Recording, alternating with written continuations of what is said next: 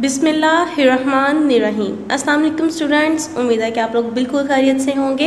आज हम अपना लेक्चर नंबर 7 स्टार्ट करने जा रहे हैं। क्लास 5 का सब्जेक्ट है कंप्यूटर, टॉपिक है इंट्रोडक्शन ऑफ कंप्यूटर्स और रिव्यू ऑफ ऑल लेक्चर्स हम लोग करने जा रहे हैं। आज लेक्चर नंबर 1 से लेकर लेक्चर नंबर 6 तक जितना काम करवाया गया आप लोगों को वो सारा रिव्यू किया जाएगा, सारा कुछ दोबारा से बताया जाएगा कि क्या क्या पूरे फर्स्ट टर्म में हम लोगों ने क्या क्या डिस्कस किया था। चलिए स्टार्ट करते हैं आज का लेक्चर। ये देखिए स्टूडेंट्स, सबसे पहले बताया गया कंप्यूटर के बारे में। कंप्यूटर क्या चीज़ है? कंप्यूटर एक इलेक्ट्रॉनिक मशीन है जो ह्यूमन की प्रॉब्लम्स को सॉल्व करती है। सबसे पहले हम लोग कंप्यूटर को इनपुट देते हैं, फिर प्रोसेसिंग चलती है कंप्यूटर के अंदर, उसके बाद हमें आउटपुट रिसीव होता है। उसके बाद उन्होंने कुछ बेसिक पार्ट्स बताए हैं। सिस्टम यूनिट, डिस्प्ले स्क्रीन जिसको मॉनिटर कहते हैं, डिस्प्ले स्क्रीन को मॉनिटर कहते हैं, सिस्टम यूनिट को CPU कहते हैं, कीबोर्ड, माउस, प्रिंटर, स्पीकर, वो सारा कुछ इन लोगों ने पॉइंट्स बता दिए हैं। बेसिक पार्ट्स हैं। इसके अलावा भी हम लोग कुछ यूज़ करना चाहें डिवाइस तो हम लोग साथ उसके यूज़ कर सकते हैं। नेक्स्ट देखें, डाटा एंड इंफॉर्मेशन। अब डाटा किसे कहते हैं? डाटा ऐसा फिगर या फैक्ट है, आपका रॉ फैक्ट, जिसको कंप्यूटर कंपाइल करता है। ठीक है, अब कैसे करेगा ऐसा रॉ? कौन सा डाटा होगा? रॉ कहते हैं जो बिल्कुल अपनी सही वाली ओरिजिनल हालत में होता है, उसे हम कहते हैं रॉ फैक्ट एंड फिगर। ठीक है, सबसे पहले जब हम कंप्यूटर को देते हैं ना तो वो इनपुट जो होता है वो आपका रॉ डाटा होता है, बिल्कुल क्लियर डाटा, ओरिजिनल डाटा जो हम लोग उस कंप्यूटर को देते हैं। देन उसमें चेंजिंग करके, प्रोसेसिंग करके, उसके बाद जो हम लोगों को रिसीव होता है उसे क्या कहते हैं? इन्फॉर्मेशन। उसके बाद छोटी सी एग्जांपल बताई गई, उसमें टाइप्स ऑफ डाटा बताए गए हैं। Numeric data, alphabetic data, string data, alphanumeric data. Numeric data में बताया गया कि न्यूमेरिक डाटा में सिर्फ आप लोग नंबर्स यूज़ कर सकते हैं, 1 से लेके 100 जितने भी आप लोग नंबर यूज़ करने, आप लोग डेसिमल, फ्रैक्शनल नंबर सब यूज़ कर सकते हैं न्यूमेरिक डाटा में। अल्फ़ाबेट डाटा में आप लोग अल्फ़ाबेटिक या कोई भी करैक्टर यूज़ कर सकते हैं, उसको हम लोग स्ट्रिंग बोलते हैं। अल्फ़ाबेटिक को और करैक्टर को, दोनों में से किसी भी चीज़ को हम लोग स्ट्रिंग बोलते हैं। तो जो डाटा जो होता है बेसिकली अल्फ़ाबेटिक में स्ट्रिंग फॉर्म में लिखा जाता है, और स्ट्रिंग फॉर्म में आप लोग कोई भी लेटर, जैसे एग्जाम्पल्स दी हुई हैं, रुबाब, अरीबा, फरहत, अनीका, सारे पॉइंट्स जो हैं नाम वगैरह आप लोग लिख सकते हैं। अल्फान्यूमेरिक डाटा किसे कहते हैं? अल्फान्यूमेरिक का मतलब होता है जिसमें आप लोग बहुत काम कर सकते हैं, न्यूमेरिक भी कर सकते हैं, अल्फ़ाबेटिक भी कर सकते हैं, नंबर्स भी लिख सकते हैं और लेटर्स भी लिख सकते हैं। तो दोनों काम जिसमें होते हैं वो अल्फान्यूमेरिक कहलाता है। उसके बाद नेक्स्ट देखें, एडवांटेजेस ऑफ यूजिंग कंप्यूटर। अब हम लोग जब कंप्यूटर यूज़ करते हैं उसके एडवांटेजेस कौन कौन से होते हैं? एक होता है quick speed, high speed, accuracy, reliability, storage capacity, versatility, intelligence and automation.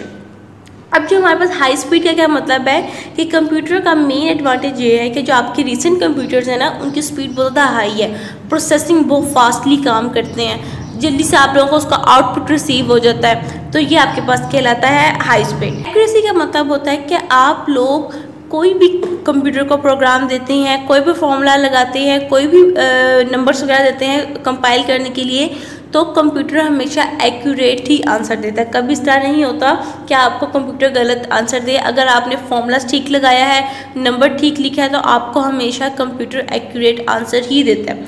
Reliability का क्या मतलब होता है? रिलायबिलिटी का मतलब होता है कि आप लोग की जो मशीन होती है, वो जो आजकल जो यूज़ की जा रही है, जो आजकल जो टैबलेट्स, लैपटॉप्स वगैरह न्यू जदीद किस्म के बन के आ रहे हैं, उनका बताया गया है कि उनके अंदर रिलायबिलिटी ज़्यादा होती है, ज़्यादा देर तक चल सकते हैं, वो ख़राब कम होने का अंदेशा होता है उनका। ठीक है, स्टोरेज। अब स्टोरेज का मतलब होता है कि उसके अंदर ह्यूज कैपेसिटी होती है कि आप लोग अपने कंप्यूटर के अंदर बहुत ज़्यादा तादाद में ऑडियो वीडियो फाइल्स वगैरह सेव कर सकते हो। वर्सटैलिटी का मतलब क्या होता है? फ्लेक्सिबल। ठीक है, तो फ्लेक्सिबल क्या चीज़ है? अब ये मल्टीटास्किंग कंप्यूटर है जिसके अंदर आप लोग एक वक्त में 2-3 काम भी कर सकते हो। मतलब कि एक वक्त में आप लोग टाइप भी कर रहे हो, टाइप के साथ आप लोगों ने पीछे साउंड भी लगाया हुआ है, कोई गाना वगैरह अगर सुन रहे हो तो आप वो भी सुन सकते हो। इसके अलावा और भी 2-3 काम इकट्ठे, आप लोग को लोडिंग में कुछ चीज़ लगानी है अपलोडिंग में, तो आप लोग साथ साथ वो भी लगा सकते हो। तो एक टाइम पे 3-4 काम इजीली ये कर सकते हो, तो इसको मल्टीटास्किंग कहते हैं। इंटेलिजेंस का क्या मतलब है? अब कि ऐसा कंप्यूटर, फर्ज करेंगे अगर हम कंप्यूटर में बहुत ज़्यादा काम कर रहे हैं तो उसमें इंफॉर्मेशन वगैरह यूज़ कर रहे हैं, तो वो कंप्यूटर कभी भी उस चीज़ से बोर नहीं होता। अगर हम 3-4 घंटे बैठ के काम करें उसके ऊपर, तो कंप्यूटर हमेशा हमें सही रिजल्ट ही प्रोवाइड करता है, कभी भी गलत रिजल्ट प्रोवाइड नहीं करता।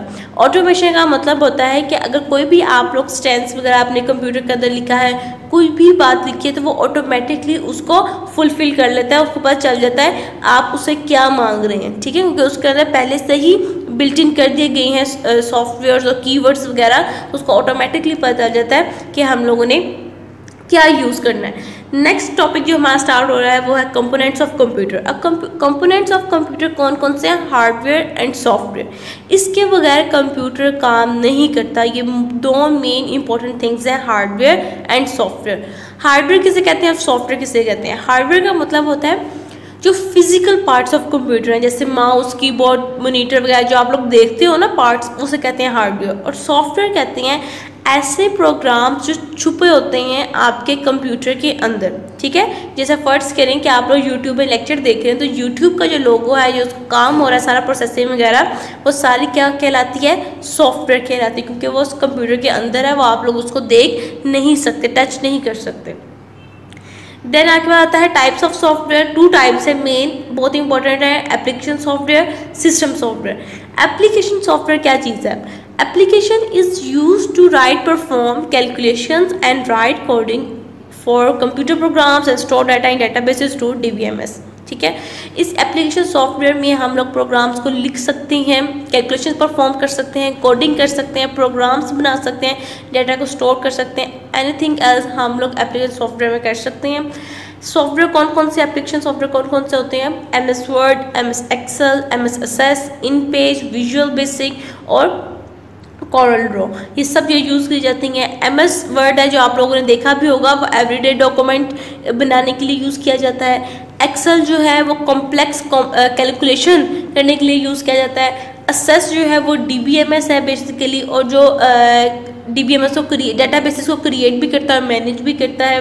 InPage में आप लोग उर्दू फॉर्मेट लिख सकते हो, टाइप कर सकते हो। उर्दू में अगर हमें कुछ टाइप करना हम लोग InPage पे करते हैं। विजुअल बेसिक का मतलब होता है कि आप लोग प्रोग्राम्स डेवलप करते हैं उसके अंदर। और कॉरल ड्रॉ का मतलब होता है कि आप लोग ग्राफिक्स को बना सकते हैं कॉरल ड्रॉ के अंदर। क्लियर।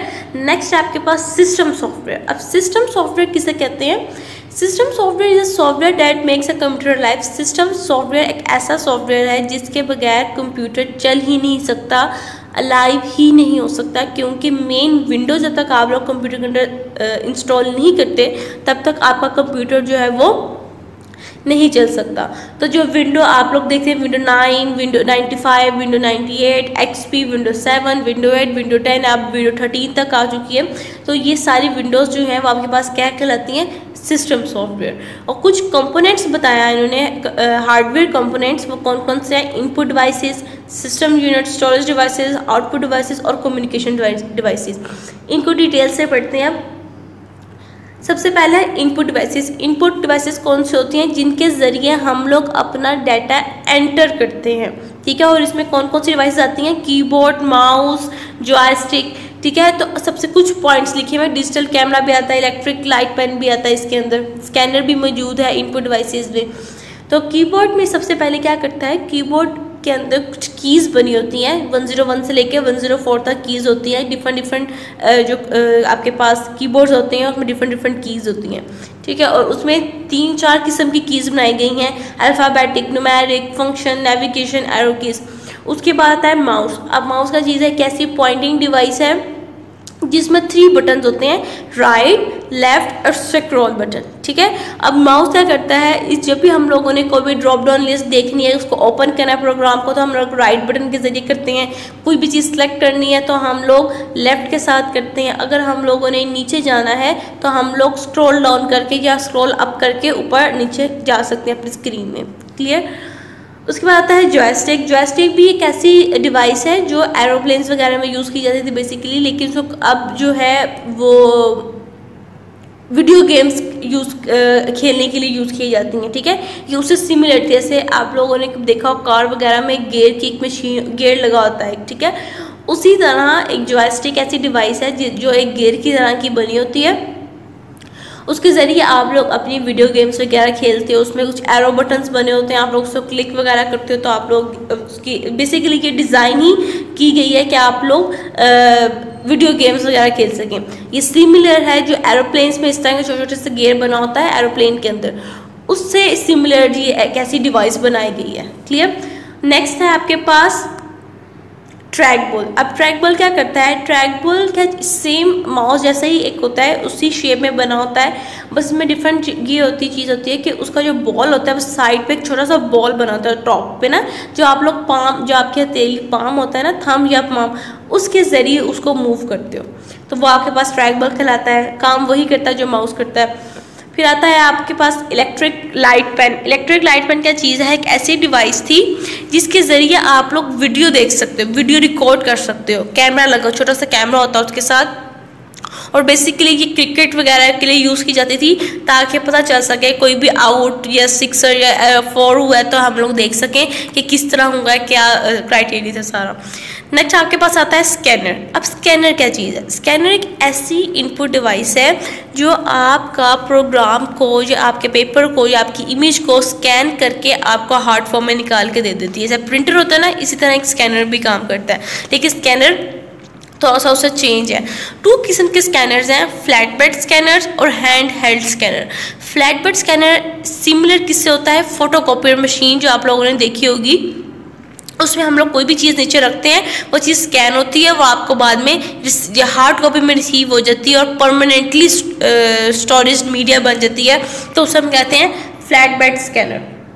फिर आता है हैंड हेल्ड स्कैनर। अब हैंड हेल्ड क्या काम करता है, हैंड हेल्ड जो है वो कंट्रोल करता है बारकोड रीडर्स को। आप लोगों ने कभी देखा और स्टोर्स वगैरह में जब हम लोग ग्रोसरी करने जाते हैं तो हर कैशियर के हाथ में इस तरह की मशीन होती है स्कैनर टाइप, उसके बारकोड्स को रीड करता है, देन उसकी स्क्रीन के ऊपर, मॉनिटर स्क्रीन के ऑटोमेटिकली उसकी प्राइजेस शो होना शुरू हो जाती हैं। तो उन्हें कहते हैं हैंड हेल्ड स्कैनर्स, जो हम लोग हाथ में पकड़ सकते हैं ईजीली।